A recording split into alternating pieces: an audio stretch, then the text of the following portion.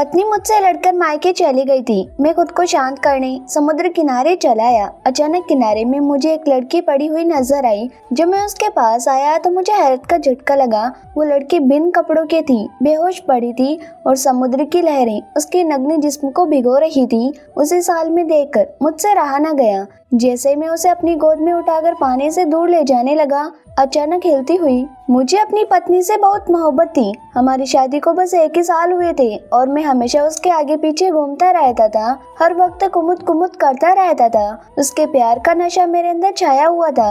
मेरी पत्नी भी मुझसे बहुत प्यार करती थी, बस उसके अंदर एक ही खराबी थी। जब भी हमारे बीच में कोई झगड़ा होता, वो सीधी मायके चली जाती। मैं इस बात के लिए उसे कई बार टोका था, उससे कई बार कहा था अगर झगड़ा हो जाए तो घर पर रहकर ही सुलह किया करो, बार बार यूं मायके क्यों चली जाती हो। पर किसी बात पर झगड़ा होने के साथ साथ वो तुरंत गुस्से में आ जाती थी और मुझे छोड़कर चली जाती थी। मैं उसकी इस हरकतों से बहुत परेशान हो गया था। मुझे उसकी आदत बिल्कुल भी पसंद नहीं आती। हर 2 महीने में मायके चली जाती।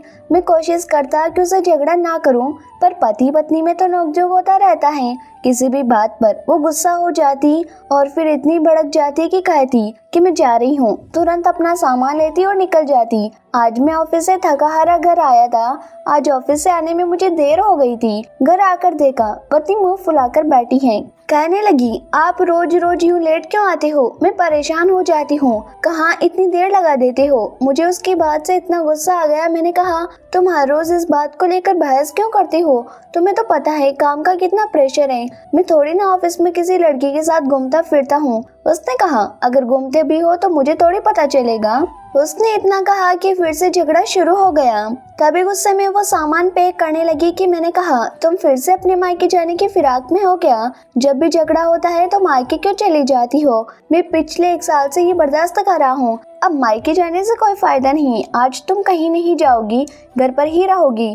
वो भी चिढ़ गई, कहने लगी, मैं तो जाऊंगी। मैं तुम्हारे साथ एक पल भी नहीं रहना चाहती। जब तुम्हारे पास मेरे लिए कोई वक्त नहीं है तो मुझे क्यों रोक रही हो? कहकर जाने लगी। मैं उसका हाथ पकड़ लिया, कहा, मायके में तुम्हारा कोई बॉयफ्रेंड है क्या जो बार बार बहाने से उससे मिलने चली जाती हो? मेरे मुंह से ये बात निकली नहीं कि उसके चेहरे में मुझे एक पल के लिए डर और घबराहट नजर आई। ऐसा लगा जैसे उसकी चोरी पकड़ी गई हो। लेकिन अगले ही पल चालाकी से उसने खुद को संभाला। कहने लगी, मेरे ऊपर झूठा इल्जाम मत लगाया करो। मैंने कहा, अभी तो तुम मेरे बारे में गलत कह रही थी। ऐसे भी तुम्हारा चेहरा देखकर लग रहा है कि मैं सच कह रहा हूँ। मेरी बात सुनकर वो भड़क गई और जाने लगी। मैंने कहा, एक बार में तलाक देकर ही क्यों नहीं चली जाती, फिर रहना अपने आशिक के साथ। उसने कहा, हाँ तुम तो मुझे भगाना चाहते हो, मैं सब समझती हूँ। रोज तुम घर देर से आते हो, मुझे भगाकर घर में किसी और को लाना चाहते हो। बहुत तीखे अंदाज में बातें कह रही थी और फिर वो चली गई। आज मैं भी गुस्से में था। मेरा मूड इतना खराब हो गया था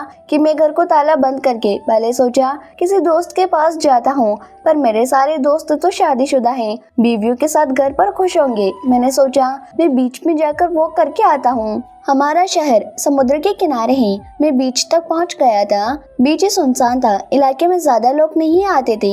हमारे शहर में ज्यादा टूरिस्ट भी नहीं आते थे, इस वजह से बीच बिल्कुल साफ सुथरे थे। रात बहुत हो चुकी थी। मैं वॉक करने लगा था, फिर एक जगह जाकर बैठ गया।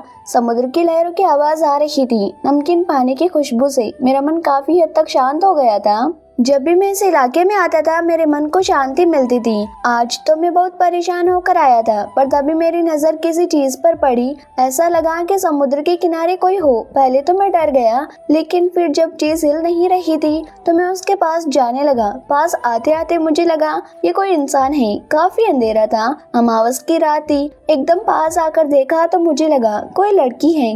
मैंने अपना मोबाइल लेकर टॉर्च की रोशनी जला दी। उसके ऊपर जैसे ही ढाला मेरे पैरों तले से जमीन निकल गई। वो लड़की बिन कपड़ों के वहाँ पड़ी थी। इस समुद्र के इतने पास बिन कपड़ों के क्यों लेटी हुई है? पहले मुझे लगा कहीं मर तो नहीं गई, लाश बहते हुए यहाँ आ गई होगी। मैं नीचे बैठा और जैसे ही लड़की को हाथ लगाया उसका शरीर गर्म था, वो जिंदा थी। इस हाल में यहाँ क्या कर रही थी? समुद्र की लहरें आई और उसके पूरे शरीर को भिगोकर चली गई। नजारा देखकर मेरी हालत खराब हो गई। लड़की बिल्कुल जवान थी, उसकी ऐसी हालत कैसे हो गई? कपड़े क्यों नहीं पहने? पत्नी दूर थी, उसको देखकर मैं बहकने लगा था। मेरे अंदर अजीब सी हलचल उठ रही थी। उसको टकटकी लगाए देख रहा था, लेकिन तभी मेरी नीयत खराब होने लगी। बिन किसी कसूर के मेरी पत्नी मुझ पर इल्जाम लगाती है। खुद मायके में जाने क्या करने जाती है। मुझे अपनी पत्नी पर शक होने लगा था, क्योंकि आज भी वो काफी घबरा गई थी जब मैंने उसके आशिक का नाम लिया था। शायद शादी से पहले उसका कोई यार था। 1-2 महीने छोड़ कर वो अपनी मायके चली जाती हैं। मैंने तो कभी अपनी सास से फोन करके कंफर्म भी नहीं किया कि वो वहाँ पहुँची है या नहीं। शायद माँ के घर का कहकर आशिक के घर जाती हो। जब वो मुझे धोखा दे रही है तो मैं क्यों वफादार बना रहूं। मैं यही सोचने लगा था कि मुझे लगा लड़की को उठाकर पहले पानी से दूर ले जाता हूँ, नहीं तो पानी भर जाएगा तो ये मर जाएगी। लड़की शायद बेहोश थी। उसे होश नहीं था कि कोई अनजाना मर्द उसे इस हाल में देख रहा है, वरना उसकी आंखें खुल जाती और वो शर्मा जाती। मैंने उसे अपनी गोद में उठा लिया तो उसे ले जाने लगा। थोड़ी दूर ले जाकर सोचा यहीं पर रख देता हूँ, लेकिन मुझे हैरत का झटका तब लगा जब कुछ हिलने लगा। इस वीराने में मैं काफी डर गया था।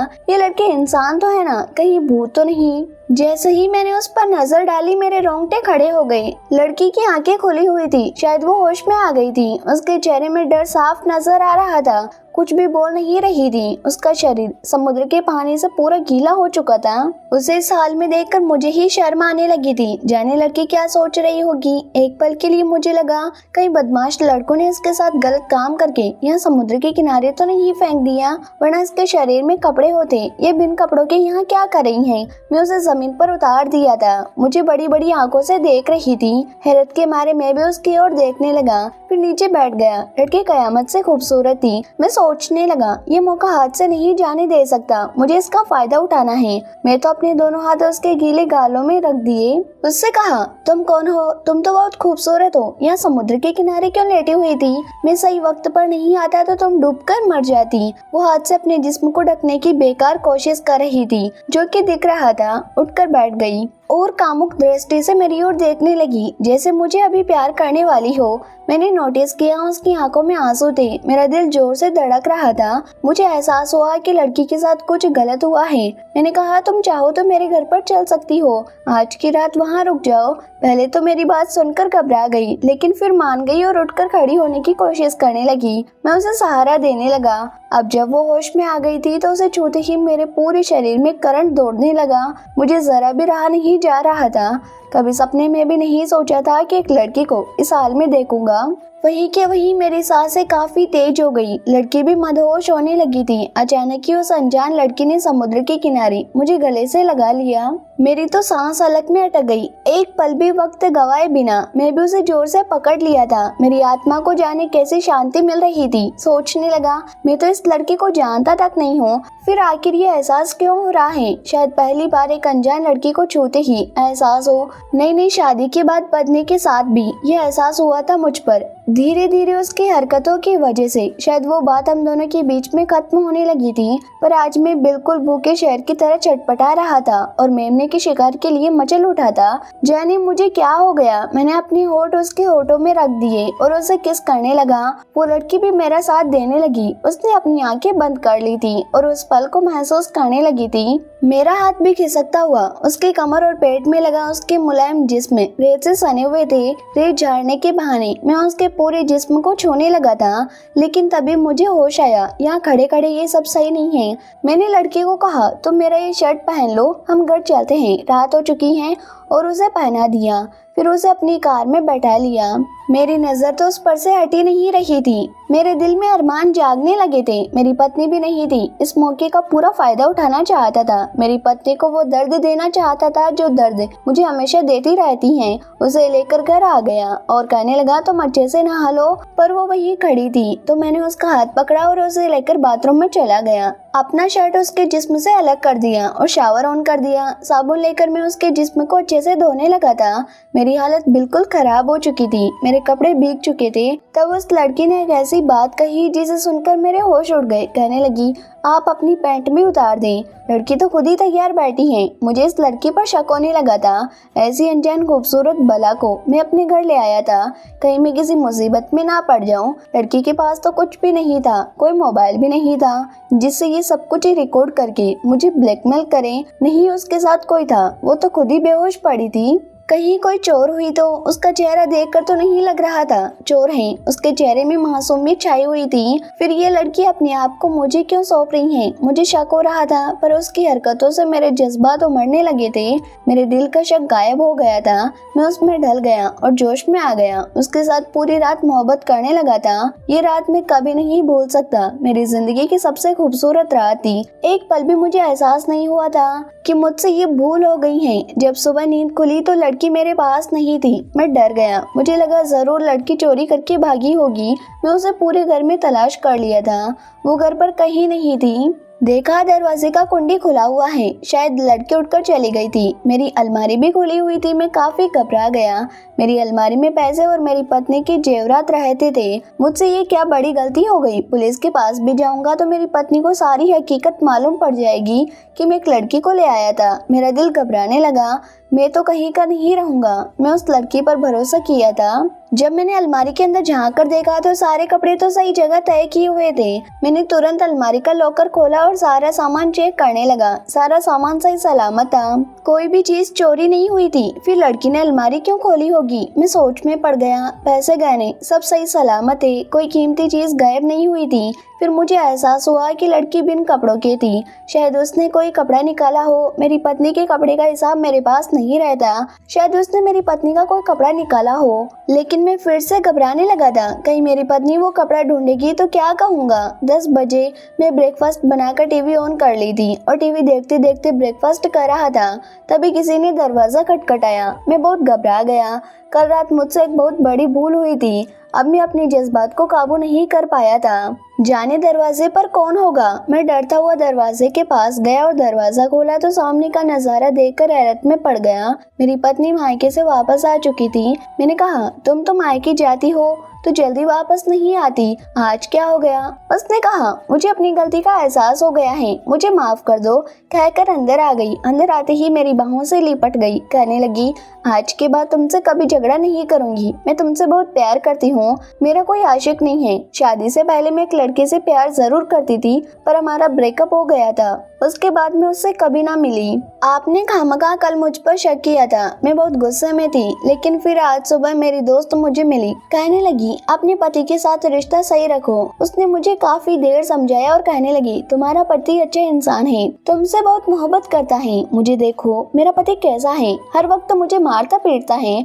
मैंने तो आत्महत्या करने की भी कोशिश की, समुद्र में कूदकर जान देने की भी कोशिश की है, पर तुम खुशकिस्मत हो। जाओ अपने पति के साथ रिश्ता सुधार लो। मैंने कहा, वाह, बड़ी अच्छी दोस्त मिली है तुम्हें। मैं मुस्कुराने लगा। कहा, तुम्हारी दोस्त ने तो बिल्कुल सही सलाह दिया है तुम्हें। मुझे भी तो मिलवाओ अपनी दोस्त से। वो खिलखिलाकर हंसने लगी। कहने लगी, मैं उसे अपने साथ लेकर आई हूँ, उसे अभी बुलाती हूँ। उसने अपने मोबाइल लेकर अपने दोस्त को कॉल किया कि उसकी दोस्त मेरे पास आ गई, पर जैसे ही मैंने उसका चेहरा देखा, मेरा चेहरा फीका पड़ गया। ये तो वही लड़की है जो मेरे साथ कल रात थी। मैं अपने चेहरे पर जाहिर नहीं होने दिया था। उसे नमस्ते किया, पर अंदर मेरी फट रही थी। मेरी पत्नी ने उसे घर बुला लिया था और खाने पीने का इंतजाम करने लगी थी। वो लड़की भी मेरे साथ ड्राइंग रूम में बैठी हुई थी। मैंने कहा, तुम यहाँ क्यों आई हो? उसने कहा, आप शादीशुदा हो, उसके बावजूद आपने मुझसे रिश्ता क्यों बनाया?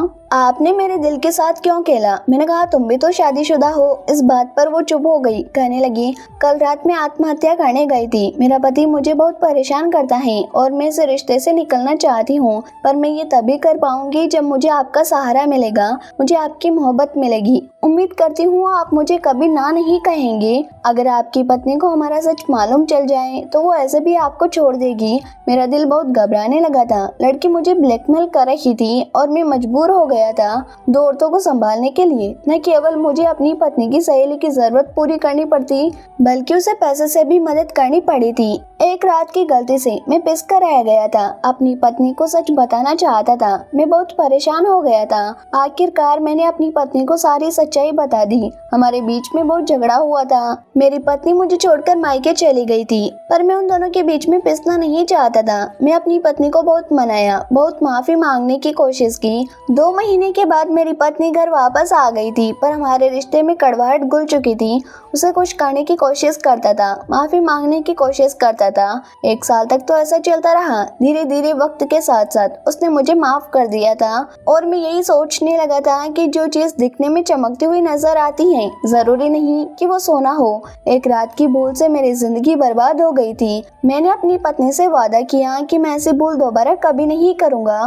दोस्तों, उम्मीद करती हूँ कि आपको हमारी कहानी पसंद आई होगी। कहानी पसंद आई है तो वीडियो को लाइक करें, चैनल पर नहीं है तो चैनल को सब्सक्राइब करें और हाँ, नोटिफिकेशन बेल को ज़रूर दबाएं ताकि आने वाली अपडेट सबसे पहले आपको मिले। Okay, thank you.